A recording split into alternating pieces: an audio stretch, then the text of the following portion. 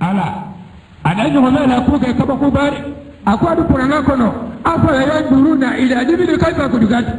ay minya do nyoma ma adani to me a pili tankera ni noda demi sani ada duru minala abidi la tuma ke wuli fana la wulida o nyoma kaba ko aka bon ko sore atabada wala awara fo sura bi hajiro woni budina jalina misaila kono nyoma ka ala da dina kama fira fendori atabada wala awara ala awara kuma misi fana ta ko bani tana ka dole ka do sara ka su bani ka wala fi ay wara bo le suka kai ya fara bara minina ay wara fo na nyina kai musa ka ala tara ayye ko ni fara bara ka do ala da faye kai ka saraka bo misi nyumala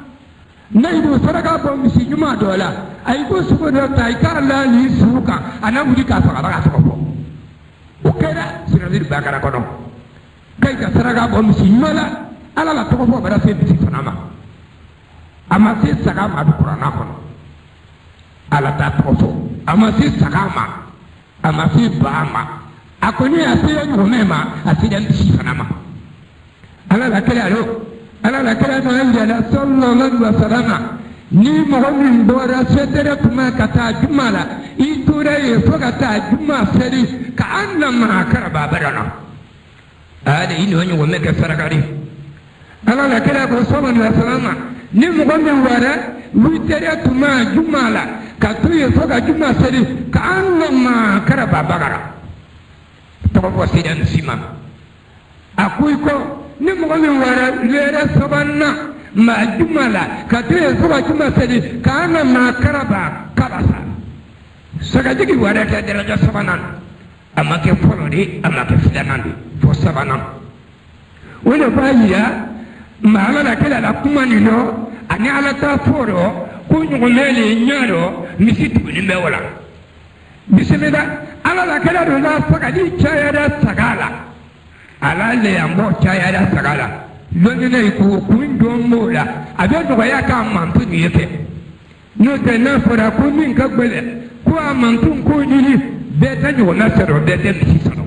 na keda sagala keda bare ko kano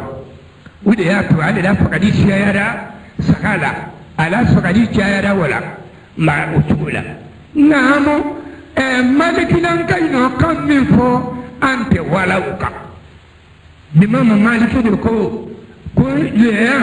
ko sagade ka sagajibi ko do sagatege ko do sagamusu ma ko do ba ko do ba tege ko do ba musu malikila maleni ay salairo udala boka la ko kadidu no nuka anta malauka lima musasi o ma malikile kanifo kuni hidaya yaadi a kunyo gomede kafsa kuni le yaadi ko sagade kafsa diade akuma dika teferata atadu qur'ana kono ta atakila da hadisi kono ta niade ka kuma lona na meni ho karai kuma an fana sogale ko karanti woni nay ma hadisi ye ay tura din kafsa ay be kuma fuka kuni hidaya yaadi a ko nyogome de kafsa kuni le yaadi ko sagade kafsa ay maliki da kuma le hadisi kuma te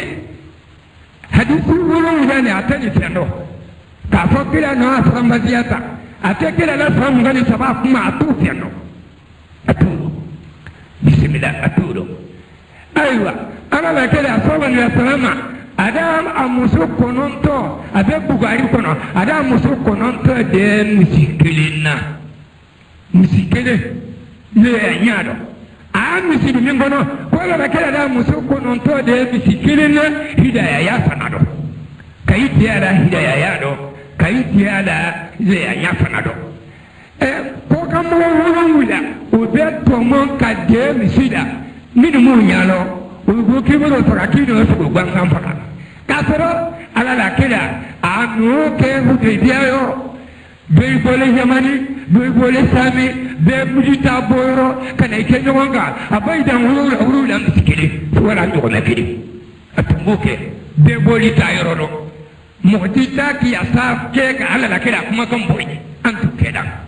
ni ala la kila da ke ka ba munya to kan da fakata ke ukute tun ala la kila na wara jahadido ni ada nyugome kene mo gondi ma nyugome bala tedi ma ada saka tandi ma ko to kenyo ma kidi ndoro bidan ba kedi amba dongoro ka fo kila no min fo ala no min fo ambo ga samanti namu e lonne no fo mi ga ko ismaila kun kara saka jugida o kitabu jondo ala kuma kan jondo no la kadi ngo yahudu la kuma le wori sula kanunu habila ne kabila ko ino saraka bo saka jigi bina ko la mara lente da di keno kono ko le minya le kana ko ka ismaila kun ka wala yahudu la kuma le no ne kala ta matte hadisi dunga la kuma te ate hadisi da ate qur'ana kono ala ere no ko qur'ana kono wa fadaina bi jibri aji no ismaila kun ka kan te ka fe do da ka kumba ko sele ala ma fempo non ne ile ko yi efado e tafsiri kun jariri no do fa taro o ko ko no ima kun tane mama san faro ko kada mu wala mi ai Allah la do wada kada o tigilaw ala ko ko wa fadaina hu bi jibu anji ismu nakira kun no ismaila kun ka kan tegese dola ka kan tegese kun ka kun ba ko sala e ala ma son ka to fo o kada ti ta fara ko saka jibi talani ala da ma ko ma kila ma kada baka to ile afara ko saka jibi tarani na fara ki kana wannan sida du qur'ana fa ne tulwi igana na sida la kila la hadisi du tulwi kada baka to kuma yiki mo to kela ibe da ala ta fola ay kun jarili do a tafsir kurtubi a wodo a tafsir kun jarili do a tafsir saukani do doi ko da ku talani doi ko kuru balen talani doi ko silsi talani a kun kada mina ay wara di kuru romelo ka kan tegada ntegada kuru ro be ay ko kuru balen do de jigi ko ka bo kuru da ko kan tegada ko talani de gote subhanallah walhamdulillah wala ilaha illallah wallahu akbar oni ka fo moy bolo mba sababu fo ayisa lay makado hadisi do na dala adina masaha akun malakai yakera zarati tada kala aykum abuliyara buliyara ala da fayi kai ka fa subhanallah aida ko subhanallah atan ko yada ayima malakai to da wuri ka subhanallah ala turo da awada an fa adamada kanu bila kunga kasa da ma atisura akoko alhamdulillah malakai ko ne kuma ni madan to faradola ay ko subhanallah walhamdulillah to gara wala sida ka fo ala wara ne malakai du hunki basida basida imma nu ka fa e ka fa da ila malakai ko ne kuma ni madan to faradola ay da subhanallah walhamdulillah wala ilaha illallah ay do fote to gara wala ismaila ma asibura ka bana din kanta awaro ida dinga dana awara la tuma me ka kanta da ala ka ke jarabi de din ismaila ibrahim no sanke soro amadin soro sanke amadin soro din soro le din kani da to ne ta disukunna ka bo ala fanfe ala ko akadin kanta ga disukun kan yasine kanina ka ida la sufi da susaba ado fa dinga ko ala no mifiya ke ndiya ada la tuma men ka kan tegada ni kurbale ne jigile ngwa jigi bolo ngadi jeno kono wa tanko ne teda wa anarai ba hakidi kana kan tegada jano ufene kan tegada akoko wallahu akbar ada ye kan tegada akoko wallahu akbar malakai ko ne kuma mari antu faradola subhanallah walhamdulillah wala ilaha illallah wallahu akbar wala wala la kala la kada muhammadu sallallahu alaihi wasallam ala la kada ka bako yara akoko la hawla wala quwwata illa billah jibe nga kuni ne maka fo sababu don akuni ni ka fo saka jibi talare wode ngene atte amulo baba ala mafo kida mafo dalilu min ba amulo ka fo nyu ngame ka sisa ala la to fo ala ala la kila la to fo ala ani sifana ka fo saka jigi ala la kila la kante gi kiara la kusabe kono na fara samanti wala ni dire woni ni ni non ngara me fana tagara o fe imma katawu imma fi ino min kala ila kitabudo wala yudi an fana no ni ne karaka sura kayede ne katamaga loni ne ko anya ala bada mi fo wode ado jumada kila bada mi fo wode ado jumada wode ato an fana yede me ka do ni bila kayede ne ala ta fo ne kila ta fo kan kuma min be mbulo akana fisaya afene ni ni ko ma fana malalina ibe ze kana kulu dole alqur'ana wala hadisi la ko saka ka fisa nu kala an fana ba an ko kudu ka ala ta ni bila ka tu fana tawla ma de la sallallahu alaihi wasallam. الرحمن الرحيم الحمد لله رب العالمين والصلاة والسلام على أشرف الأنبياء والمرسلين محمد صلى الله عليه وعلى آله وصحبه ومن تبعهم بإحسان إلى يوم الدين أما بعد أمنا ينغالي فلو منا ويه دين كرامي ni obam fe asisa ko ahmadiyya wala qadiyaniyya wole kala ni ngali foloye min kona kati awma ya ni ngali bela ame ni ngali ubla nyonye koma sela umma tukumina yala isa alayhi salam maryama dinge yala as-salati wala akorota lakata sanadi nasoro na salafana aka kabru be dugujumana.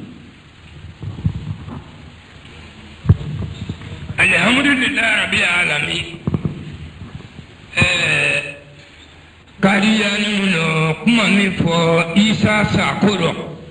sawaba kuma tele ahmadu kulamu mayraja wala kuma li fokason nira le tele keni ni min kafu fokason nira le tele keni asada dalata ka tema nyegen kede fe awada bi nyeganda la asada Bula Muhammad Madraja aya yele le janga ani no ngala do ye sosodi ka kan akukuna le kerege kalontiri ko ka de soro ake ka ye danga o karu sege ngale sara ani ni danga ke oda sambi nane ka de ko Bula Muhammad Madraja asoro sambi woro alele kana kuma fo ko isa sadi asoro sambi woro afo abolo ko isa sadi kan nyana mate ko isa sadi o sambi kono ntoni sankili ni nyinani sambi kono ntoni sankili ka kuma damina ko isa sadi asambi kono ntoni sankili ni nyinani ale min kuma fo ale si asoro anasaya nimbi sankemeni sambi duru anin sankili wole yiminande kulamu ahmadu mairaja kafiri dundo bawa ano yisake nyamogo dendi ko yusufu ninjari ko no sene yake maryama la ko dendi isani alele ko kuma sufo nenyemege isa ala ye bunya do iga nenyemege isa ambena do ila kadi isa la bunya do mo ya kame ala ayi isa dan famakala o kada bunya forodi isa abe sunya na ma o kada filanande isa abe kunato kenya o kada sabanande isa abe nya pien sorole abonya dayele o kada nani nani isa abe poko fe o beke kono di nyala ka dinyeni o kada duru nani isa ala da sembe don jibril la baraka wala yorone anu nyogon fe o kada woro nani isa akumala mo fe ka ta bamba fanindo o kada woro mulale isa amuga kibarola ay kono do damni fenna damni mi mo koy kono ay no mindemu aw folaye o kada saki isa amuga kibarola fenna mina marade bulu bundo ni jigine kono o kada kono to isa kini muran jigila ala wili kuso ka bosando o kada tan isa ala da korota ka wana di sando ala yedema to me kafiri no atakala yini o kada bunya ko tan keju isa korota de ka wasando amafaka amasidi kafiri no minjidi ala la kila do ano isa jigi ko fara hadisi da jamana la banna ko isa bana baraka da ka sariyala o yala la kida da kuma ni ka be jigi ko isa aku fole me bugari ko ko isa be jigi abe muslimin gono abo fidata naro abe sahihu bero o ka ko isa ka jigi to ala la kida ko isa ka bana masu da jari faka o ye isa kula kunya tan sabalandi nampolo dana bon isa jigi tumana ali do ta mina do fe o kada tanina nande nampolo be bon dunia do ya juju ni ma juju boto ka isa to dunia do o ya da kunya tan nduru nande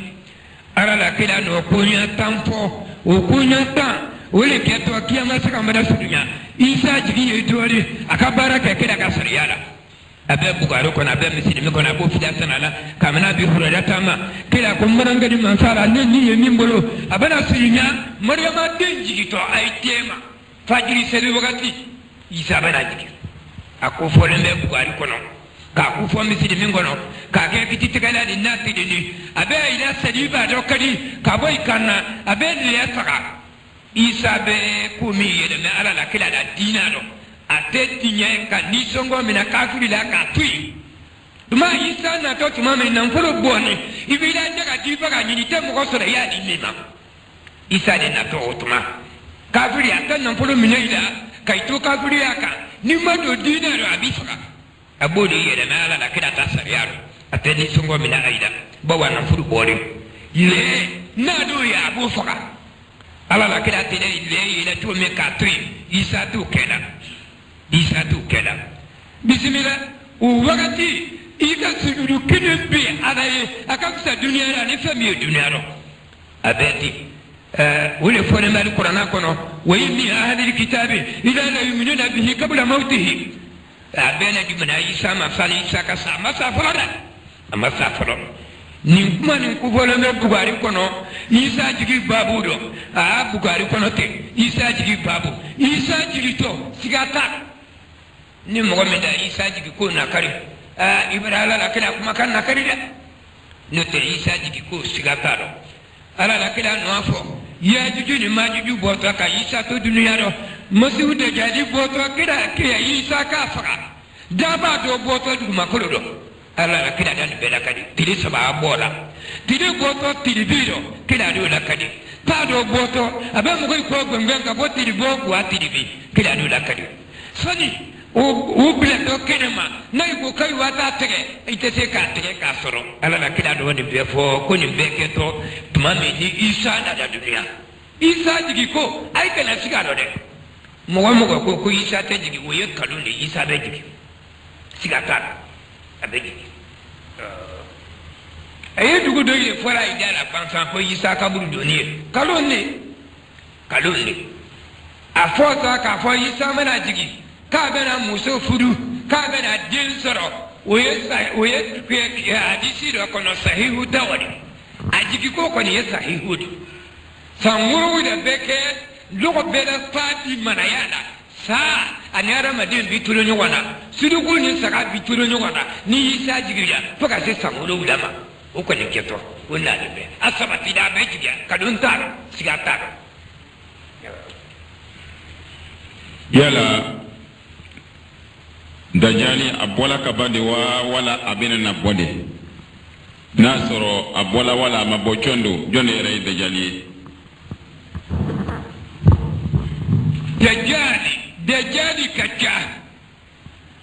dajali siku kacha ali do bora madina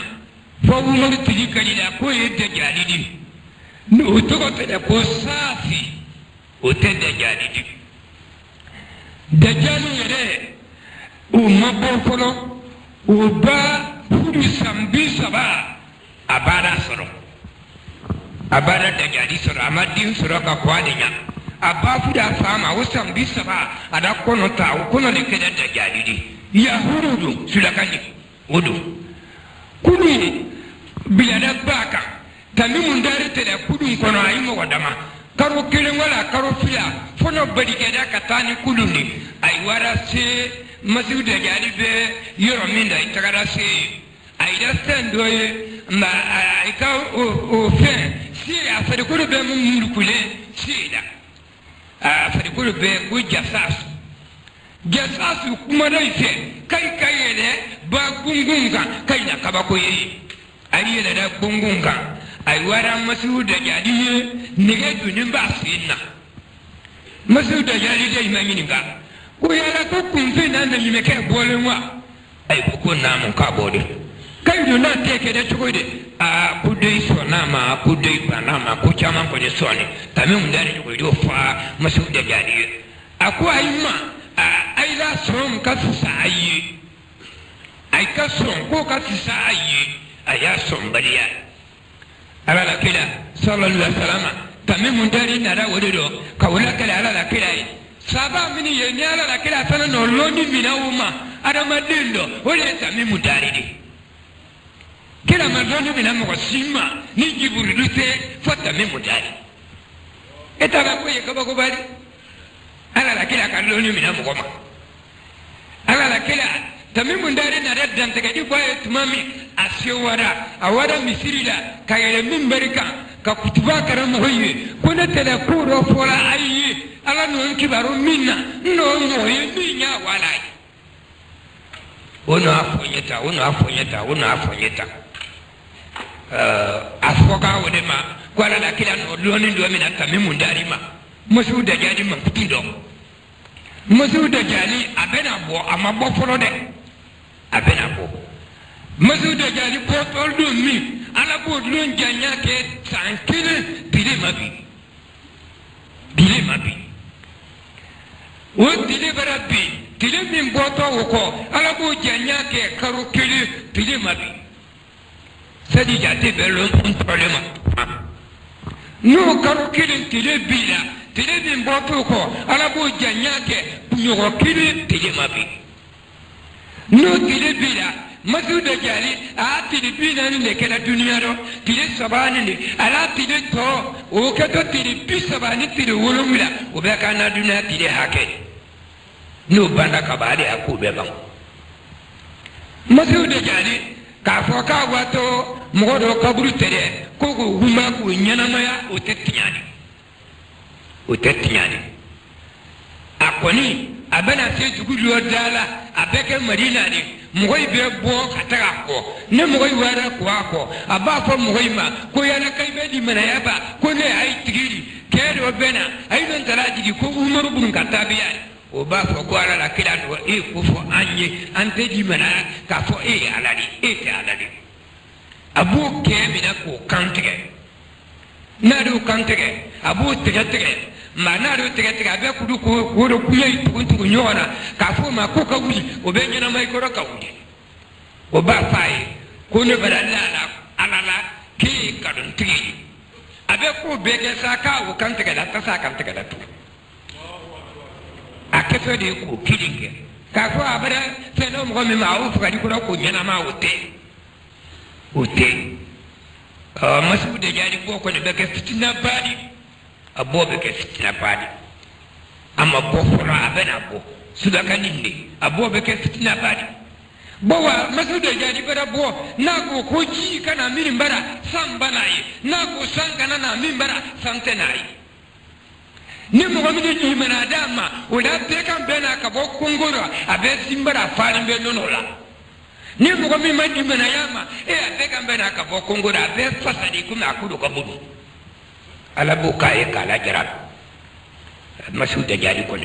ala buka isa de wata ne fara misami dugu do dada ko li isa bata fara lidi dugu dala o keto na yala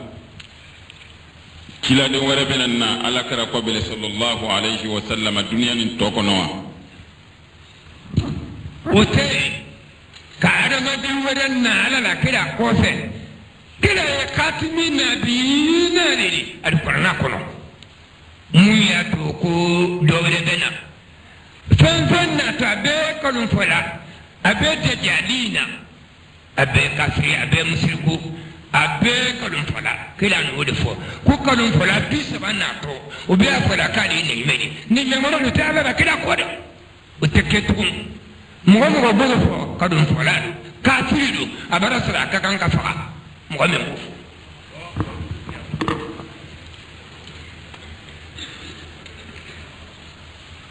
قال الله تعالى بسم الله الرحمن الرحيم ينزل الملائكة بالروح من أمره على من يشاء من عباده أن أنذروا أنه لا إله إلا أنا فاتقون ويلا وآيي وبايرك فوق كتلا وربنا ومغسوا ينزل الملائكة بالروح من أمره على من يشاء من عباده يلا وبكلا تا كراي رتما بلا جننا على كرافه صلى الله عليه وسلم تونلا كلا نوتون ميدي مانو كوالي كابان ونهو ممراديا ما بيروي من جدن ملائكة بيروي أدوي كوالا بنا كلا لاجي نكتابود أبي كلا لاجي بيروي نلا نيمان بيروي بك نيمان biruhi beke kitawuri biruhi beke norodi ala be noro la jigi kadi mo ma membaradia meleke bana kana norodi utima biruhi niemadi biruhi norodi biruhi ya qur'anadi biruhi kafaranima ni ala be meleke la jigi biruhi kafaranima meleke bana ni abana dum mo do membaradia ni be biruhi manadi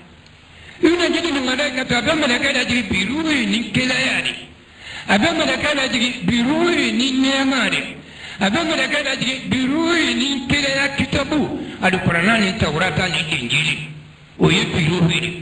biruhi beke ni abe ka ni do mindo abe malaika jigi no ni kana do otigi do memradi ni be biruhi mana ku kilite na gada kelayani ni min to fo wi kode mɔgɔ wɛrɛ kira kɔfɛ o ko tɛ o mana o tɛ sabati. yala o tuma na isa jigili alayhi salam o sabatini bɛ kuranna kɔnɔ ani sunna na wa. isa jigili de sabatilen bɛ sunna la a jigili a sabatilen de bɛ sunna la ala yɛlɛli o de sabatilen bɛ kuranna la ala yɛlɛ a ma sa fɔlɔ o fana sabatilen bɛ kuranna kɔnɔ.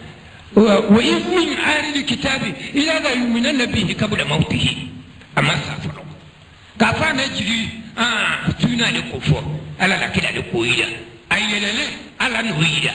أما سافروا ألا نويدا أبا يجري كلا نوليدا يلا نيتشين دولا سنغروني كاملين تشيلالا أما كان فرسراي yala a bɛ bɛn furuka o ka kɛ furu ye o kɔ wa san n'a sɔrɔ n'o bɛ bɛn yala an bɛ sariya ta gɛɲɛ b'u la fɔlɔ wa k'u bugɔ gɛɲɛ kɛmɛ kɛmɛ ka sɔrɔ k'o furu kɛ wa wala o tɛ wajibiya bilen. alhamdulilayi rabbil alamin ala la kelen an ma ɲininkali ni ne ma mɔgɔ n'o zɛnɛya kɛ muso la k'a furu. wala yi mo zɛnɛya kɛ muso la k'i k'a den muso furu wala yi mo zɛnɛya kɛ muso la i k'a ba furu ala la kira ma ɲininkali a la kira ko tigi ma ko lamarumuli haramu ali halala ko haramu baara o tɛ haramuya kɛla halala la muso min ye dagali ye furu kɔnɔ k'a t'o kumandi la i ma haramu baara t'o kumandi i ma. halala baara o de bɛ haramu kuma di n'i ye furu kɛ n'i ye zɛnɛya kɛ o ka jugu ka tɛmɛ i ma furu kɛ sɔbɛ de bɛ manamana bali jɛnɛya manamana an kana o kɛ ka furu sɔbɛ bali